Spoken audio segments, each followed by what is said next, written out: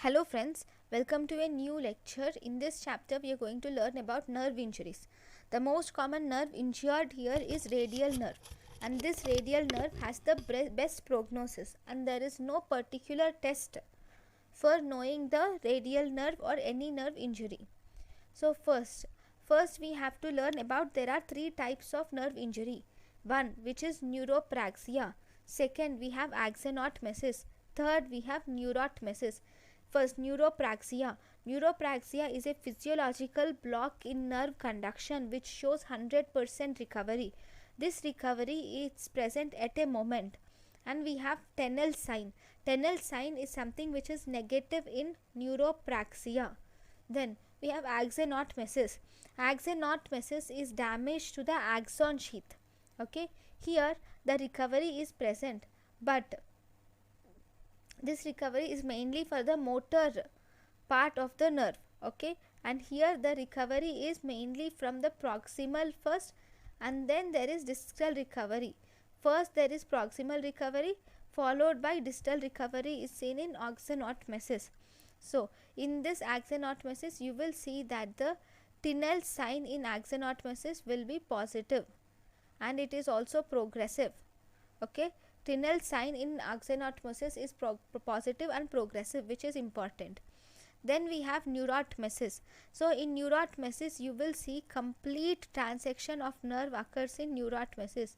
Now the nerve has been completely divided. So here there is no recovery occurs without surgery. You should definitely do a surgery for this neurotmesis. And here if you see Tinel sign is positive and static in neurotmesis. So if you see, this is the picture showing the Seddon's classification. First we have neuropraxia, which is physiological block. This is axonotmesis, where there is only damage to axon sheath. In neurotmesis there is complete transection of the nerve. Then we have Sunderland classification. In Sunderland classification, according to Sunderland classification, Seddon's neuropraxia is Sunderland classification type 1, whereas Seddon's axonotmesis is Sunderland classification type 2 and type 3. Then Seddon's neurotmesis is Sunderland's classification type 5. So we will see the Seddon's classification, Sunderland classification and injured tissues. So first if you see in neuropraxia, okay, which is Seddon's classification neuropraxia, in this you see in Sunderland classification you see it has grade 1. Okay, neuropraxia is grade 1 Sunderland classification, and here only myelin is injured. Then in Seddon's classification we have axonotmesis. Here it is grade 2. Here myelin and axon is injured. Okay, in grade 2 of Sunderland classification, that is axonotmesis, where there is only myelin and axon is injured. Then we have in the axonotmesis of Seddon's classification only, we have grade 3 and grade 4 also. In grade 3 mainly the myelin and axon and endoneurium are involved, whereas in grade 4 there is myelin, axon, endoneurium and epineurium is involved. If you see in grade 5, there is myelin, axon, endoneurium, epineurium and perineurium is involved. That means there is complete transection of nerve occurs in grade 5 Sunderland classification, that is Seddon's neurotmesis, right? Then once we have learnt about the classification, next we should learn about the sign, that is Tennel sign. What does Tennel sign tell us? This tells us about the regeneration of nerve. It follows the law of projection. Here when the nerve is regenerating properly, then it develops tingling sensation. Hence the nerve is negative in neuropraxia, because there is no damage at all, it is already recovered, right? So there is no regeneration of nerve in neuropraxia, so it is negative. What is law of projection? For example, if we stimulate an anatomically damaged nerve, okay, if along its course if you stimulate the anatomically damaged nerve, okay, the free ending of the nerve will be stimulated, and this free ending of the nerve is taken up or is perceived by the brain such that it has come from the receptor to it, from the receptor through it, and thus it causes tingling sensation of the nerve, which is Tinel's test positive, which is seen after 3 weeks of rest. See, what is happening here in Tinel sign is, just imagine this is the nerve which has been transected and this is its receptor. Okay, this is the receptor and this is the nerve which has been now transected. Okay, now what do? Is we tap on this part of the nerve with the help of the finger. Okay, you have tapped it with the finger. Once you have tapped it with the finger, then what is this doing? Then actually because of tapping this part of the nerve, the free and nerve endings which are present, they get stimulated and they will send the impulses to the brain. The brain thinks that this receptor, this stimuli which the brain got is from the receptor, though it is truly from the free nerve ending, but the brain perceives that this thing has come from the receptor, and thus it produces tingling sensation, which is called as Tinel sign. Okay, then in this Tinel sign, what should you do? For this Tinel sign, first you should ask the patient to rest for 3 weeks of time. Okay,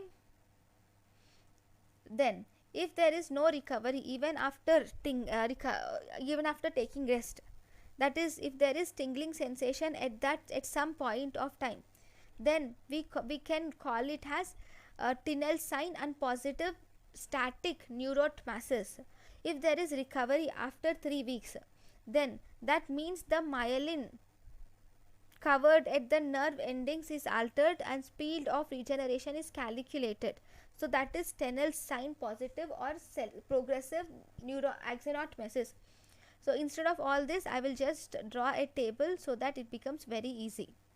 Okay, I am just erasing all this. Okay, so first you have done Tinel's test.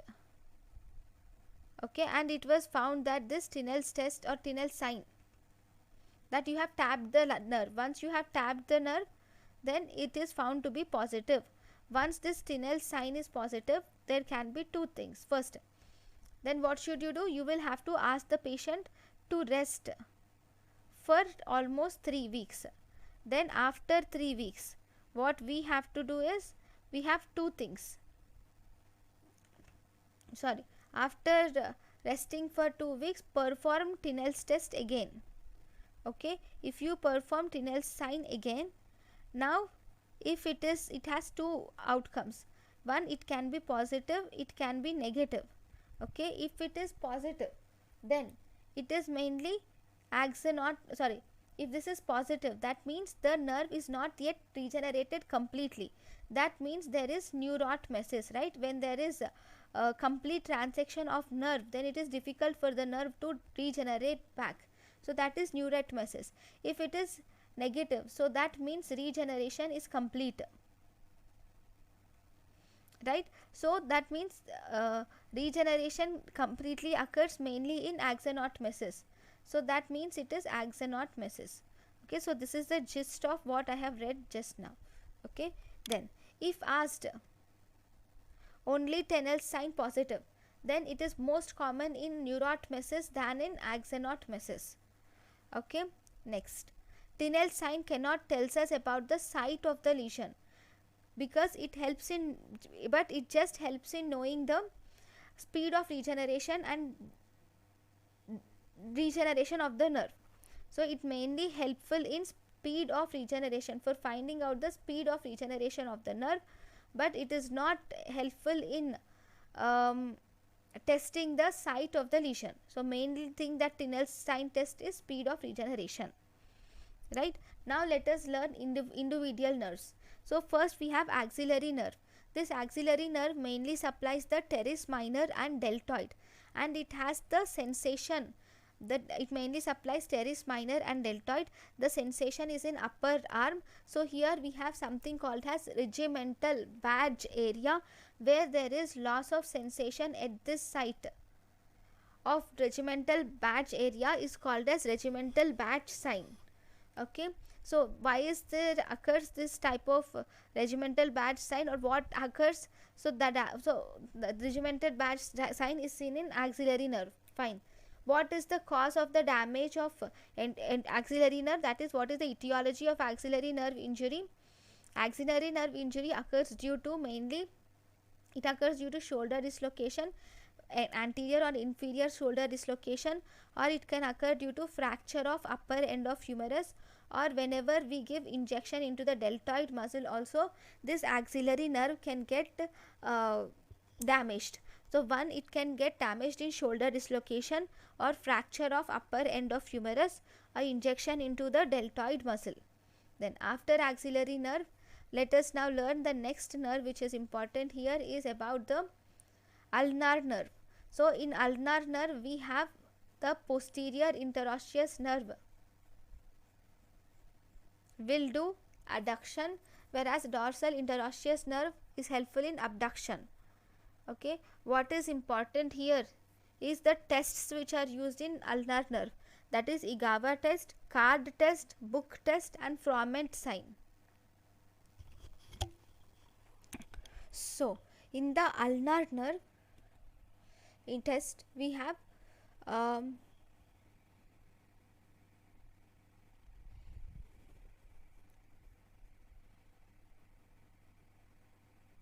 okay, so in ulnar nerve is innervates the, these are the, sorry, I wrote mistake, I'm really sorry about it. See, the ventral, or dorsal palmar, yeah, the palmar interossei, that is interosseous muscle, helps in adduction, whereas dorsal interossei muscle helps in abduction, right? So the first test which we have to see here is Igawa test. So whenever there is, in Igawa test you will have to ask the person to abduct the middle finger. In Igawa test, if you see, middle finger is the only finger which has only dorsal interossei which can abduct. The middle finger has the only interossei, is the only dorsal interossei which will abduct on both the sides. So if you see in this picture, this person is trying to abduct on both the sides, that is Igawa test. Then we have second test which is called as card test. This card test is, this is the card test where in between the two fingers, okay, you will have to put your hand, sorry, in between the two fingers you will have to put a card and ask the person to hold it tightly, hold the grip tightly, and you try to pull out the card. See, once the patient holds it like this, you will have to try to pull out the card. Okay, so that is for testing palmar interossei, that to adduction. That is called as card test. Then after card test, the next test which is available here is called as book test. Okay, in book test you will have to ask the person to hold the book between the thumb and the index finger. He will hold it something like this. This is also called as almost Froment sign. I'll just show you the Froment sign also. Froment sign is also the same thing. On trying to flex the thumb in an injury, on trying to flex the thumb, when you hold the book and by flexing the thumb, whenever there is injection to adductor pollicis longus or paralyzed adductor pollicis longus, there will be flexion of the thumb because of unopposed action of, due to the action of flexor pollicis longus. See, normally it should be like this. Okay, there should not be any flexion, but here flexion of the thumb occurs mainly because of flexor pollicis longus. Then we have something called as Wartenberg sign. So what is this Wartenberg sign? Wartenberg sign is nothing but there is abducted fifth finger. So this is the Wartenberg sign where you see abducted fifth finger. Okay, this is important. Then the next nerves which are seen are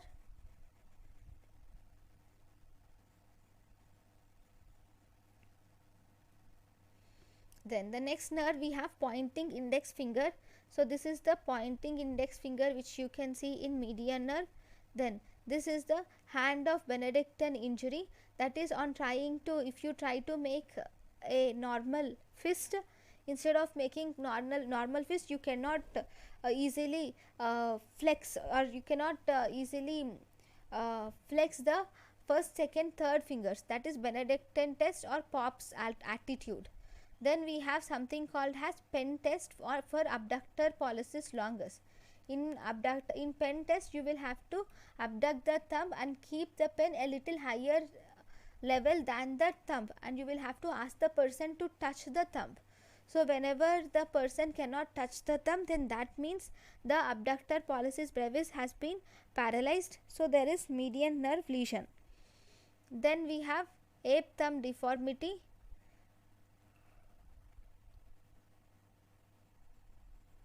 Is associated with it. Then we have Killow-Nevin sign. So this Killow-Nevin sign will check for, it checks for anterior interosseous nerve, which is a branch of median nerve which is supplied by anterior interosseous nerve.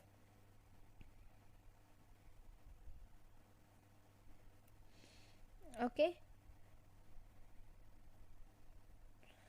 What are supplied by anterior interosseous nerve? The things which are supplied by anterior interosseous nerve, the muscles which are supplied by anterior interosseous nerve include flexor digitorum profundus, lateral half, flexor pollicis longus and pronator teres are the muscles which are supplied by the anterior interosseous nerve. The muscles which are supplied by anterior interosseous nerve include flexor digitorum profundus, lateral half, flexor pollicis longus and pronator quadratus. Then the next nerve which is important is about the claw hand. See, in claw hand there are two medial two lumbricals are supplied by ulnar nerve, whereas lateral two lumbricals are supplied by median nerve. So what is the action of lumbricals? Lumbricals causes extension of interphalangeal joint, and they cause flexion of metacarpophalangeal joint. Whenever these lumbricals are paralyzed, that will lead to claw hand, where there is extension at metacarpophalangeal joint and flexion at interphalangeal joint. If ulnar nerve is paralyzed, it causes ulnar claw hand. If the median nerve is paralyzed, we have median claw hand. So if the ulnar nerve is paralyzed, we have ulnar claw hand. This ulnar claw hand is most commonly present if the injury for the nerve. Just think that if there is injury to the, we have injury. Just imagine that there is injury to the nerve around the elbow. When the injury to the nerve is around the elbow, then we have that is called as high ulnar nerve palsy. In this high ulnar nerve palsy, both flexor digitorum profundus and lumbricals are paralyzed. So because both the muscles are paralyzed, the clawing is less. But if you see, if the injury is around the wrist, then only lumbricals are paralyzed. So there will be more clawing, and this high clawing, whenever there is high ulnar nerve lesion, there is low clawing. This opposite effects which are seen is called as ulnar paradox. That means whenever there is high ulnar nerve palsy, there is less clawing, whereas whenever there is low ulnar nerve palsy, that is around the wrist, there is more clawing. So this is about the ulnar nerve injuries, that is claw hand. Then after claw hand, we will have to learn some points about radial nerve injury also. Okay, this radial nerve injury, whenever there is radial nerve injury, this causes paralysis of extensor carpi radialis longus and extensor carpi radialis brevis. Because of the paralysis of extensor carpi radialis longus and extensor carpi radialis brevis, there is development of wrist drop. Why is wrist drop occurs? Because of the paralysis of extensor carpi radialis longus and extensor carpi radialis brevis. Then we have posterior interosseous nerve injury. Posterior interosseous nerve injury causes loss of finger extension, thus causes finger drop. Okay. Then what is seen in crutch palsy or Saturday night palsy? Here there is radial nerve palsy, definitely. Here there is compression of radial nerve in the radial groove when the patient is putting his hand over the chair or a crutch. So we have three different types of radial nerve injury. We have high radial nerve injury, low radial nerve injury, posterior interosseous nerve injury, and superficial radial nerve injury. First, in high radial nerve injury, there is mainly wrist drop, and there is sensory loss, finger drop, and brachioradialis drop is seen. In high radial nerve injury, you see wrist drop, sensory loss, finger drop, and brachioradialis drop is seen. In low radial nerve injury, already the brachioradialis muscle supply has been given, so there will be wrist drop, sensory drop, and finger drop only. In posterior interosseous nerve injury, in posterior interosseous nerve, because of this the wrist drop has been spared, so there will be finger drop, pure motor nerve, and no sensory loss is seen in posterior interosseous nerve. Then we have superficial radial nerve injury. In superficial radial nerve injury, there is sensory loss and extensor carpi radialis brevis injury is seen. So this is about, these are the things which you are seeing in high radial nerve injury, low radial nerve injury, posterior interosseous injury, and superficial radial nerve injury, which is very important. This table is very important to learn. Okay, so high radial nerve injury will result in wrist drop, sensory loss, and finger drop, and brachioradialis drop, whereas low radial nerve injury shows finger drop, wrist drop, and sensory loss, whereas posterior interosseous nerve injury causes mainly finger drop, that is pure motor nerve, so there is no sensory loss. Then superficial radial nerve injury causes mainly sensory loss, that and extensor carpi radialis brevis loss. Fine. Then in the posterior interosseous nerve, there is something called as, this posterior interosseous nerve will pierce the arcade of Froh's, which is area in the supinator. In the supinator there is an area which is called as arcade of Froh's. So this arcade of Froh's is pierced by posterior interosseous nerve, and once it pierces this arcade of Froh's, it causes finger drop. It is this place, whenever there is problem in this place, it causes finger drop, and there is no sensory loss. Injury most commonly occurs at the head of the radius. Okay, so for radial nerve palsy we can use a splint which is called as Cock-up splint, can be used for radial nerve palsy. Then now let us learn some points about closed nerve palsy. So there is a nerve palsy definitely, and now the nerve palsy has been closed nerve palsy. There is no damage which is seen outside. In such cases, first thing that you have to do is apply a splint. So for radial nerve we have Cock-up splint available.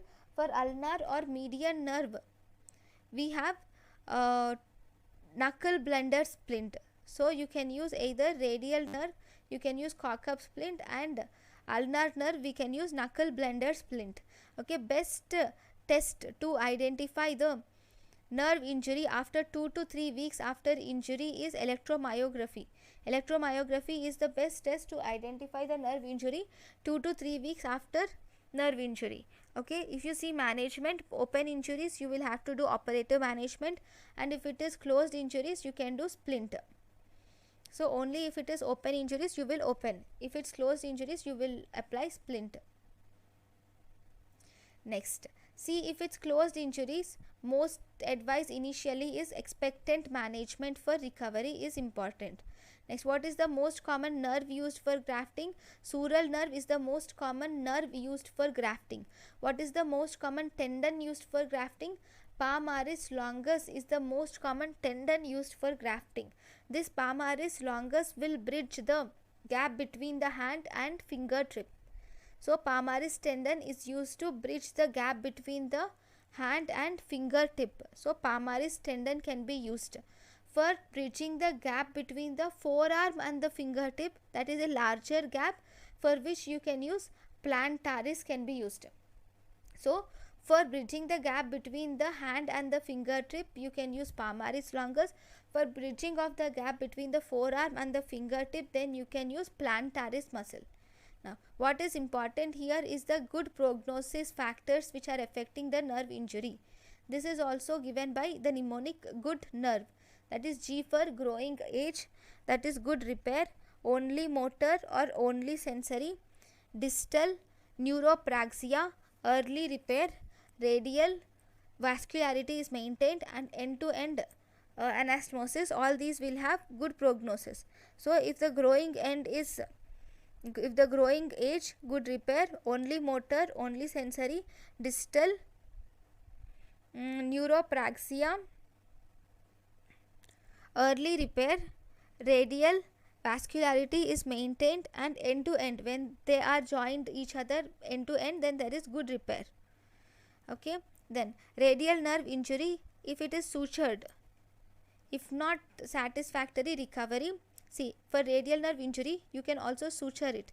After suturing, if there is no satisfactory recovery, that is the recovery is less than 1 day per regeneration, less than 1 millimeter per day regeneration, then what we should do is we should utilize the tendons of median and ulnar nerve for recovery of movements of radial nerve, and this is called as modified Jones transfer. So in this modified Jones transfer, we will use tendons of the muscles supplying the radial nerve and ulnar nerve for the recovery of movements of face. So what is modified Jones repair? Here it is done for pronator teres. Here we can use pronator teres for wrist extension.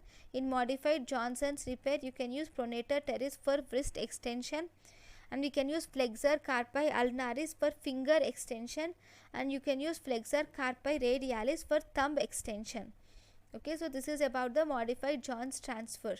Then we have something called as compression neuropathy or nerve entrapment syndrome. So what is this? Here this refers to the nerves being compressed by some anatomical syndrome, anatomical area, where due to some anatomical area the nerve can get compressed, and then that will result in compression neuropathy or nerve entrapment syndrome. The most common nerve injured or entrapped is median nerve. Most common entrapment syndrome is carpal tunnel syndrome. Most common nerve compromised is median nerve. Most common entrapment syndrome is carpal tunnel syndrome. So this is very important. Okay, so in the carpal tunnel syndrome, the most common nerve injured is or entrapped is median nerve. For this we have Phalen's test and reverse Phalen test can be done. Then we have pronator teres syndrome. In pronator syndrome, again the most common nerve compressed is median nerve. Beneath the ligament of Struthers, median nerve is compressed. Then in cubital tunnel syndrome, the ulnar nerve is paralyzed between the two heads of flexor carpi ulnaris. Then in the Guyon's canal syndrome, ulnar nerve is entrapped at the wrist. In Guyon's tunnel syndrome, ulnar nerve is entrapped at the wrist.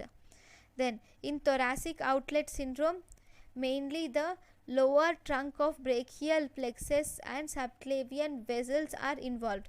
Mainly the lower trunk of brachial plexus and subclavian vessels are involved in thoracic outlet syndrome.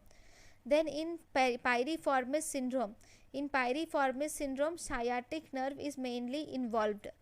Then in meralgia paresthetica, if you see in meralgia paresthetica, lateral cutaneous nerve of thigh is mainly involved. What is mainly involved? Lateral cutaneous nerve of thigh is mainly involved in meralgia paresthetica. Then if you see in tarsal tunnel syndrome, posterior tibial nerve is present behind and below the malleolus. In tarsal tunnel syndrome, posterior tibial nerve is mainly injured behind and below the malleolus. Then we have Morton's metatarsalgia. In Morton's metatarsalgia, mainly it involves the interdigital nerve compression, which is usually third and fourth toe. So in Morton's metatarsalgia, there is interdigital nerve compression, usually third and fourth toe. Then we have chiralgia paresthetica. In chiralgia paresthetica, superficial radial nerve is compressed.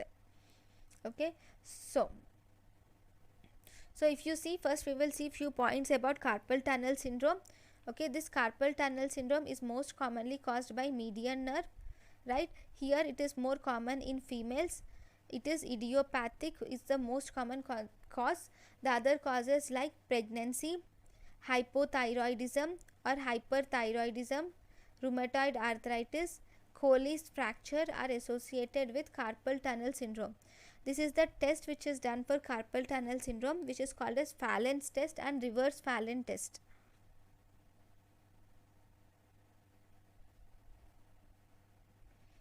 So here this is the Phalen's test. While the person puts that compressor, so when she flexes both the wrists in such a way that they are perpendicular to each other, sorry, in this way, if on flexing the both the wrists in that way, that will cause compression to the carpal tunnel, thus causing median nerve entrapment. So the syndrome involved here is, so the test involved here is Phalen's test. This is reverse Phalen test. In this we have, while doing this posture, there is compression of carpal tunnel leading to median nerve lesions. Okay, that is the carpal tunnel syndrome. Then after carpal tunnel syndrome, we have one more syndrome which is called as thoracic outlet syndrome. So what do you see in thoracic outlet syndrome? This thoracic outlet syndrome is actually a clinical diagnosis which presents with C8 and T1 symptoms. It is a clinical diagnosis presenting with C8 and T1 symptoms. In this, T1 symptoms are more common. The tests which are involved in thoracic outlet syndrome include Addison's test, Wright tests and Roux test. The tests are Addison test, Wright test and Roux test are involved in thoracic outlet syndrome. Then what is the management of all the compression neuropathies? Any compression neuropathies, first you should ask the person to undergo rest and NSAIDs. If it is still not cured, then you can give local steroids. Even after giving local steroids, if the cure is not attained, then you can do surgery.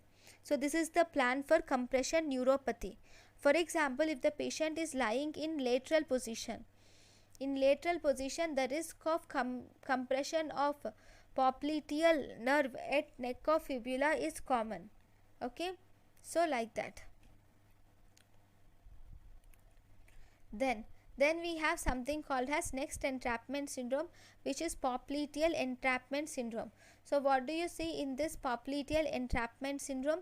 As the name says, there is entrapment of popliteal artery at the medial end of the gastrocnemius. There is entrapment of popliteal artery at the median end of gastrocnemius. It causes exercise. It is associated with exercise induced claudication.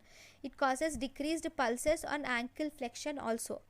Okay, so in the popliteal artery, the most common artery to be damaged in the trauma is popliteal artery in the anterior knee dislocation. Then what is the most common artery injured in the fracture or damage to the upper limb? Whenever there is damage to the upper limb, the most common artery involved is supracondylar fracture of humerus the most common artery involved is brachial artery. Brachial artery is involved most commonly whenever there is damage to upper limb. Okay, once we have learned about this, now let us learn about the tests which are done. There are various tests which are done, like which are done in our next class. So thank you guys for watching my lecture. Thank you.